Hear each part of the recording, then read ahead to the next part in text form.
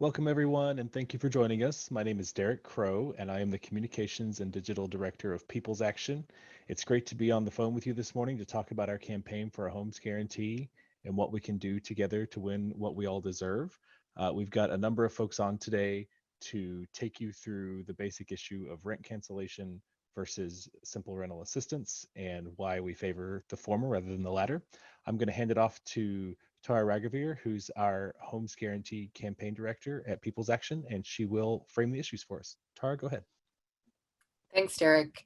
As Derek said, my name is Tara, and I'm the Homes Guarantee Campaign Director at People's Action. And about 2 months ago, we got together with national partners and with grassroots leaders, and we thought about what our communities needed to be protected through this emergency. We know that people who are housing insecure or currently homeless are at higher risk of being exposed to the virus, becoming ill, and suffering catastrophic health outcomes. It's already happening all around us. Low-income tenants are also at risk if they get ill and can't work because they're monitoring symptoms or watching kids and therefore can't make the rent. Millions of Americans were already cost burdened, and over 500,000 were sleeping on the streets on a given night pre-pandemic. And we also knew that 40% of Americans did not have cash to cover a $400 emergency, meaning that right now our communities are devastating, the pain is deep, and it's going to last a long time. So, in conversation with public housing residents, tenants, and people experiencing homelessness, we demanded federal action to transfer cash payments to all people in the United States monthly and starting immediately at the beginning of the crisis. We demanded a cancellation of rents and mortgage payments, the inaction of a nationwide eviction and foreclosure moratorium, a ban on utility shutoffs and restoration of services to all households, provision of immediate support for public housing residents, and homes and expanded services for people experiencing homelessness. And finally, our long-term vision towards a just green transition post-pandemic. Since we drafted those demands about 2 months ago, and as unemployment has grown every week, rent and mortgage cancellation has risen to the top of our priority lists. We've been so honored to work with Representative Omar to draft HR 6515, the Rent and Mortgage Cancellation Act, which was introduced on April 17th. And when I say we helped to draft this bill, I mean the team that you're hearing from today and people across the country who are directly impacted by housing inequities wrote this bill as a reflection of the deep needs that they know that they and their neighbors have. On Tuesday, the House of Representatives put forward their HEROES Act, and we expect that they will vote on it tomorrow. The proposal includes major components on housing, both good and bad, and we'll talk about those today. So today you'll hear from tenants who are directly impacted by this new, deeper, broader coronavirus housing crisis. Tiana and Rose will tell you about their experiences and how federal action is and isn't accounting for them. And then Thomas Silverstein, the Associate Counsel in the Fair Housing and Community Development Project at the Lawyers Committee for Civil Rights Under Law, will run through the housing provisions in the HEROES Act and how rental assistance differs from rent cancellation. All the speakers will be available for questions afterwards. Tiana? Thank you, Tara. My name is Tiana Caldwell, and I am a leader with Casey Tenants in Kansas City, Missouri. I was laid off more than 6 months ago. I found out as I was leaving for the day. And in a week of panic before the growing COVID-19 pandemic, I can't say I was surprised, but it still hit me hard.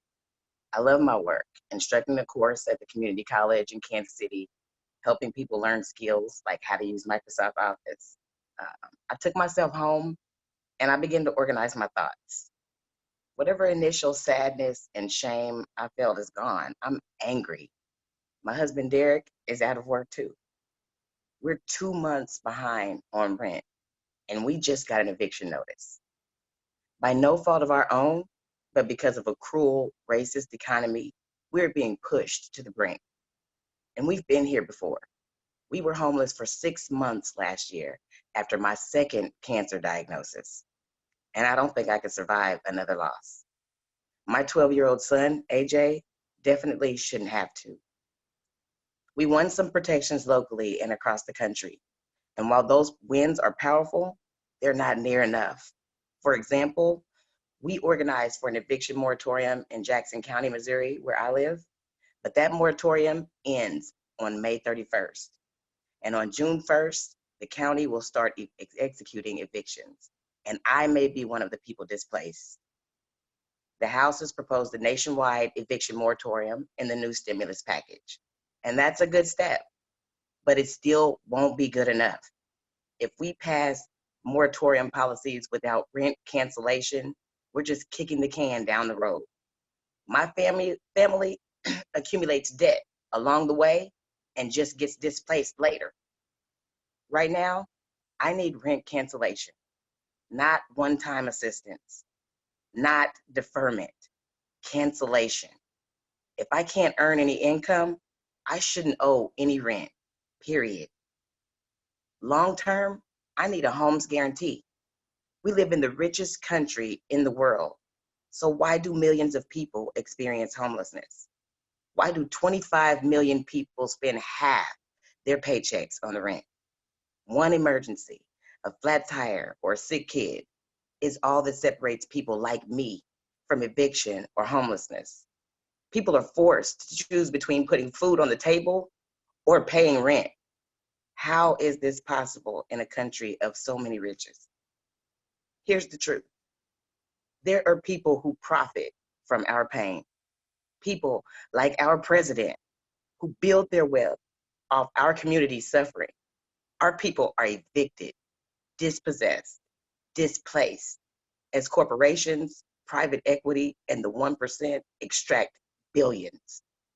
Our vision is a homes guarantee. It's simple. We can and we must guarantee that everyone has safe, accessible, sustainable, and permanently affordable housing. We need a homes guarantee that will build millions of social housing units and end homelessness, reinvest in public housing, protect tenants, and end real estate speculation, prioritizing people over profit. As of this week, Congress has taken some actions to protect me and my family, but there's so much more to do. I need a system fix, not just a Band-Aid. Incrementalism isn't going to cut it anymore. Incrementalism is dead. This pandemic requires that we expand the boundaries of what is possible. I believe a homes guarantee is possible. Thank you. Thank you so much, Tiana. Now we're going to hand it over to Rose Fernandez, a public housing resident and leader with Community Voices Heard in New York. Rose. Hello. Hi, as Tara was saying, good morning, everyone.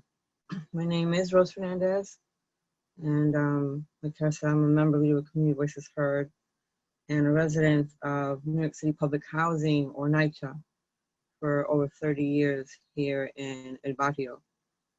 And I remember a time growing up in public housing when it actually worked, but we all know that that's not the case now.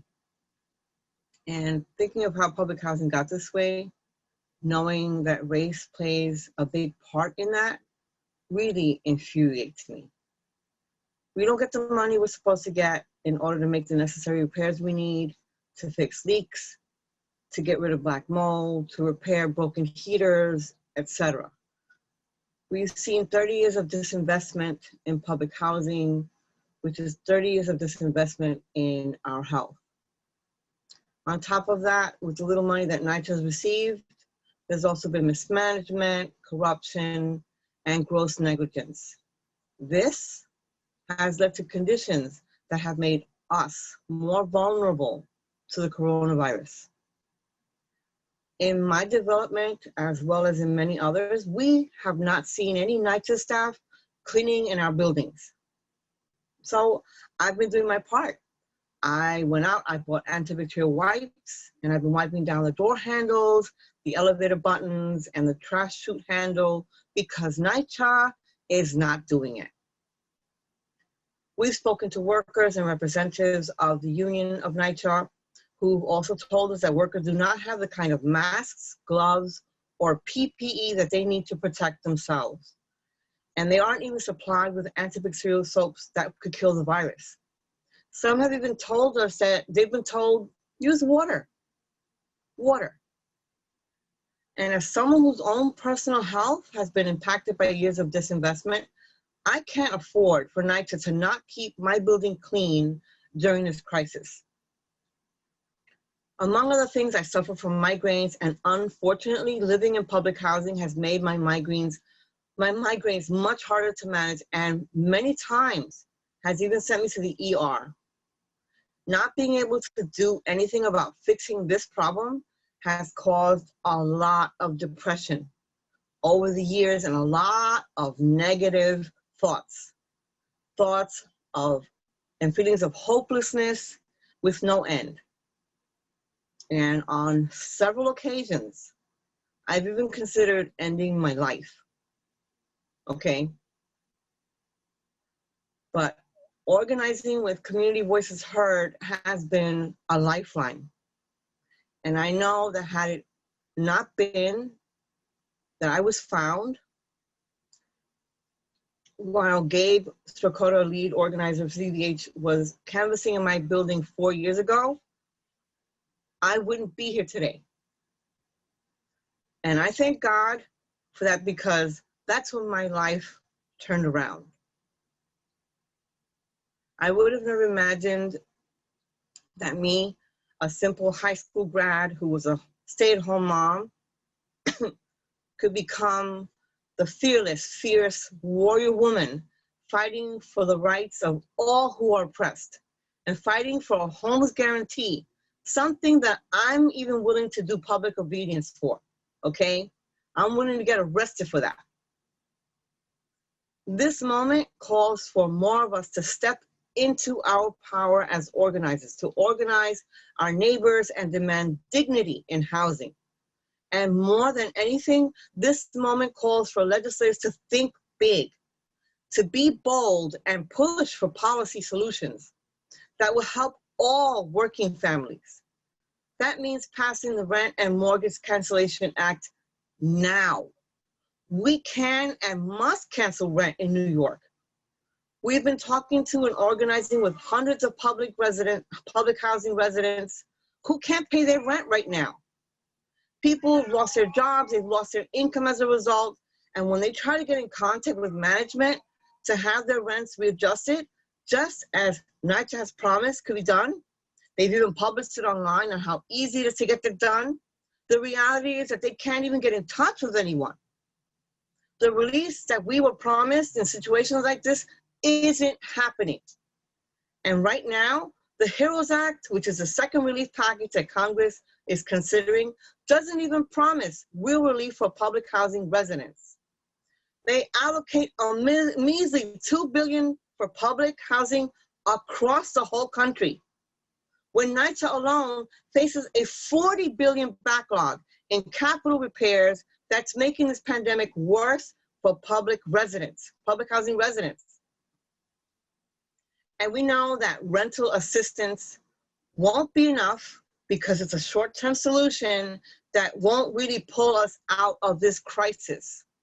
Fully canceling the rent is what is going to help public and private tenants alike, which will ensure that we won't face mass evictions or a massive pile of debt, not to mention the thousands of residents who will become homeless when we come out of this pandemic. Here in New York, we've circulated an e-petition and collected signatures from thousands of public housing residents calling on Congress to cancel rent and fix NYCHA now. So we are calling on Congress to pass Representative Ilhan Omar's Rent and Mortgage Cancellation Act now. We know that this is the bill that will provide true relief, not only financially, but also psychologically for public housing residents. And it'll help put us on a path toward the long-term vision of a homes guarantee, a path towards ensuring that public housing has what it needs to work once again, and help residents like me and the thousands others feel like we actually matter, feel like real human beings. Thank you. Thank you so much, Rose. Now we're going to hand it over to Tom Silverstein from the Lawyers Committee for Civil Rights Under Law. Thomas. Thank you, Tara. So I'm Thomas Silverstein. I'm counsel in the Fair Housing and Community Development Project of the Lawyers Committee for Civil Rights Under Law. We're a national nonprofit public interest legal organization that works on issues of racial justice. We were founded in 1963 at the request of President Kennedy. I'm going to talk a little bit about what is in the HEROES Act and the good parts, the bad parts, and the parts that could be improved. Just to get started, there are a handful of major housing-related provisions. So first, there is now proposed to be a eviction moratorium that's more extensive than what was previously adopted through the CARES Act. And I'll talk about that in a little bit of detail. There is a amount of money, $100 billion for rental assistance, which I'll also speak about in a bit of detail. There's $750 billion for mortgage assistance for homeowners, as well as additional funding for a number of different federal subsidized housing programs. And most problematically, access to financial assistance and low-cost lending from the Federal Reserve for landlords with very minimal conditions attached to those funds. The best parts of the HEROES bill as proposed are the eviction moratorium, in particular, and to a lesser extent, the utility shutoff. These are long-standing demands and really reflects the effect of powerful organizing from folks like Tiana and Rose. The eviction moratorium, which would apply to all rental properties, as opposed to just the federally subsidized or other properties with federally backed mortgages that were included in the CARES Act eviction moratorium, would last for 12 months from when the bill is enacted, if it is. So this is both an improvement from the CARES Act in terms of the number and type of rental properties that are covered, going from a fairly limited subset of the rental housing stock to all of it, and also the time frame, extending out well beyond when the CARES Act eviction moratorium was scheduled to expire. For the utility shutoff, utility providers would not be able to shut off service for essentially until mid-July. So this is one aspect of the utility shutoff that is a little bit disappointing is how long it would last. It's scheduled to last 120 days from when the national state of emergency was declared on March 13th. So an eviction, rather a utility shutoff, is a good policy, but we're going to need a much longer utility shutoff to really protect tenants and low-income homeowners than simply 4 months from 2 months ago. And it also leaves a little bit of a gap on the back end where folks who accumulate utility debt in the meanwhile would still have to pay back that money eventually, although they wouldn't be charged late fees or interest under the HEROES Act. Another couple of aspects of the HEROES Act that are important, although not nearly enough, is that there are several existing federally subsidized housing programs that are all in a similar place of needing more money, because the way in which the subsidy works is that individual tenant pays 30% of their income in rent, and then the government subsidy makes up the difference. And if going into a given year, you're anticipating that tenants who are participating in these programs are going to be making a certain amount of money, and then many of those tenants lose income, that means that the government has to pay more to keep someone in the same unit. So across a range of programs, including the public housing program through the Public Housing Operating Fund, the Section 811 program, which provides assistance for permanent supportive housing for people with disabilities, in the project-based Section 8 program, just to name a few, there is money to make sure that for those current tenants, that gap that's left by lost income doesn't result in people losing their housing, doesn't result in public housing authorities being thrown into a fiscal crisis. Now, the amount of money that's provided for those programs, frankly, given the scope of this economic crisis, may not be enough, and more money may be needed, but it is important to be funding those programs adequately. As Tiana and Rose and Tara have indicated, there is no provision for rent cancellation and mortgage payment cancellation in the HEROES Act. And that is deeply disappointing. This is a really smart policy. This is the policy that tenants know is the policy they need to make it through these unprecedented times. And it's a policy that is legal. It's actually a policy that I think works best for all of the people involved, all of the interests involved. But instead of rent and mortgage payment cancellation, the HEROES Act proposes $100 billion in rental assistance. Unlike with cancellation, where tenants would have to make no payments, would not incur late fees, would not incur debts, with rental assistance, the money would be means tested. And we know that although most of the folks who really need the help maybe theoretically should qualify, that when you do means testing, you are almost always going to leave people out.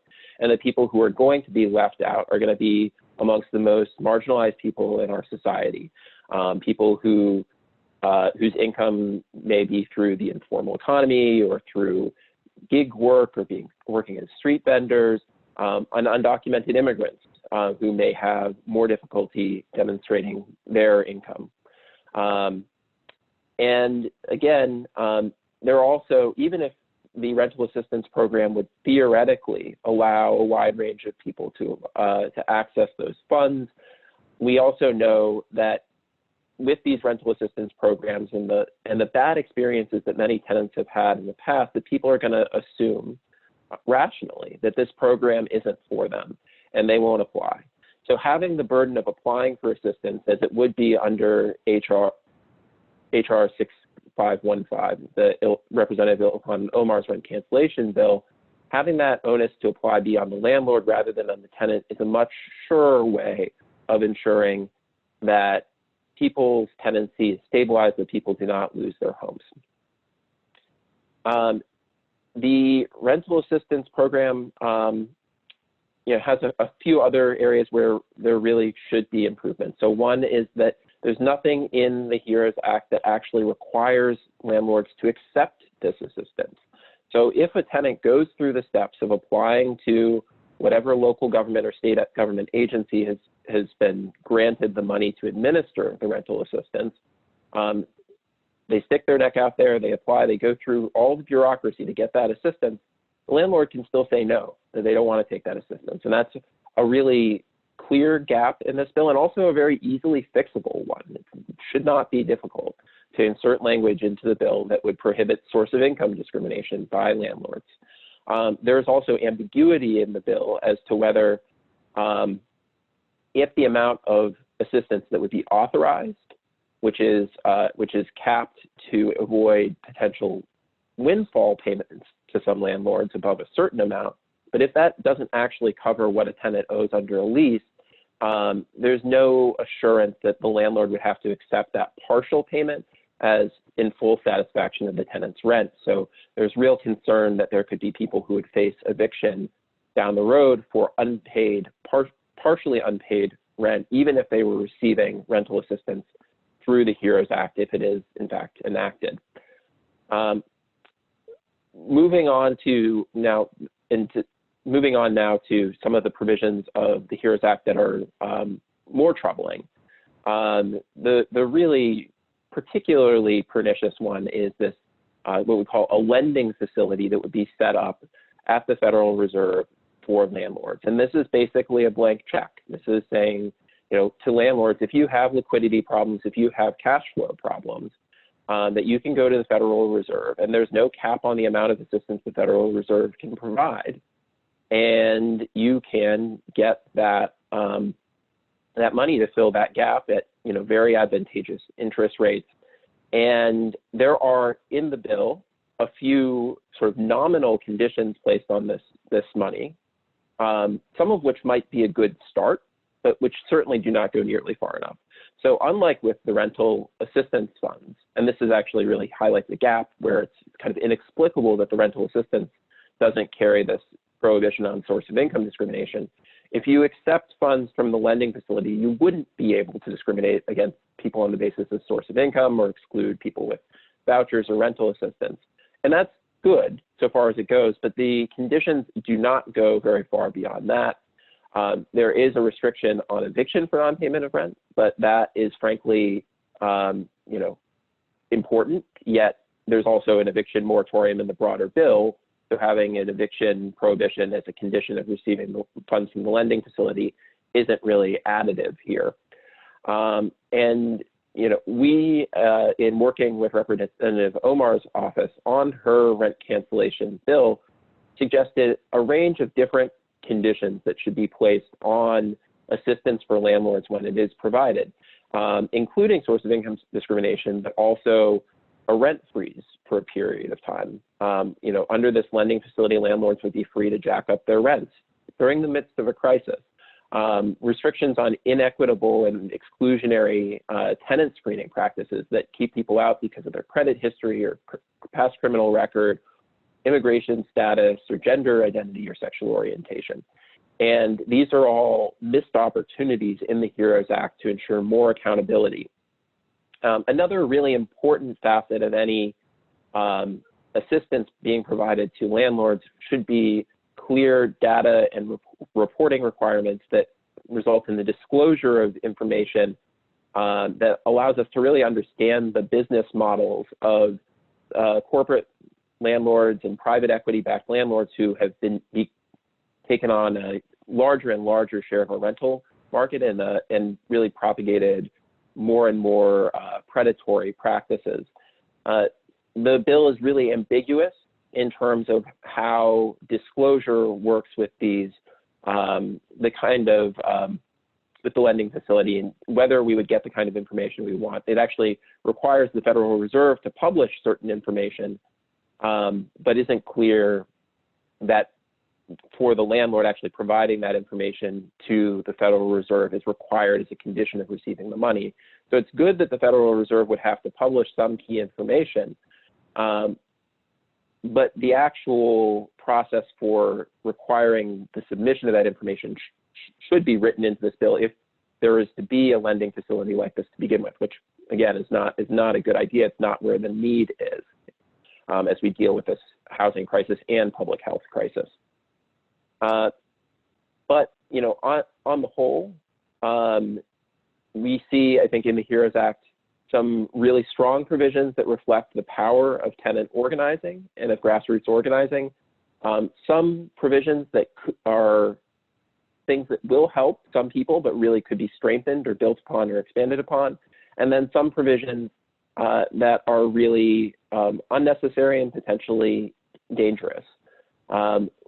We owe the tenant movement and leaders like Tiana and Rose a deep debt of gratitude for the work that they've done that's made the positive aspects of HEROES possible, because their efforts have really created the conditions where an eviction moratorium like that's included is on the table. And we really hope that Congress will listen to leaders like Tiana and Rose to make the kinds of improvements that I've talked about with respect to these provisions of HEROES. The pain felt by Tiana and Rose will only deepen and evolve in the months to come unless urgent action is taken. Thank you so much, Thomas. That was really helpful. Even as I've been deep in the weeds of the bill and various summaries, really good to get a rundown from you. So we know that what our communities need right now is full rent and mortgage cancellation. Not assistance, not deferral, but total cancellation and forgiveness.